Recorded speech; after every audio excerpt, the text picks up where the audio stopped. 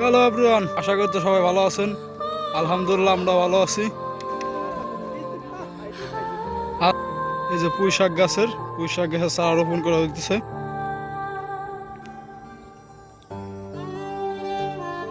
ওই যে আমি সেই সাদা গেঞ্জি ভাই, সাদা গেঞ্জি অলরেডি তলে আছে, সমস্যা নাই। এই পুরো বাসায় এসে বুঝতেছি বাবানক শব্দটা আসলে কতটা মহান।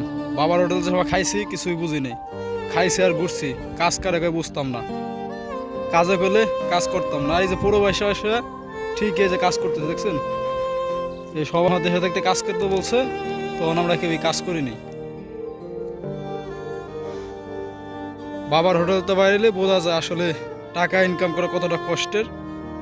সেই কষ্টটা এখন এই পুরো বাসায় এসে বুঝতেছি, আসলে টাকা ইনকাম করা আসলে কতটা কষ্টের। যারা দেশে আছেন, বাবার হোটেলে খাইতেছেন, ঘুমাইতেছেন, হয়তো যে সময় বাবা না থাকবে তখন অবশ্যই বুঝবেন যে আসলে বাবা নামক শব্দটা কতটা মহান।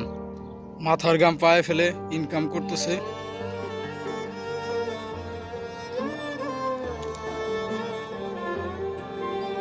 যে পুঁই শাকের চারা রোপণ করা হইতেছে, কিছুদিন পর থেকে আবার আমরা এই পুঁই শাকের শাক বিক্রি করবো। এই যে পুরোটা খাতে দেখতে পাচ্ছেন, ওই যে রোপণ করা হয়েছে অনেক পুরো সবজি প্লাস শাক। ওই যে অপর সাইডে ওই সাইডে গাছ লাগানো হয়েছে। অবশ্যই ভিডিওটা ভালো লাগলে লাইক কমেন্ট শেয়ার এবং ফলো দিয়ে পেজের পাশে থাকবেন।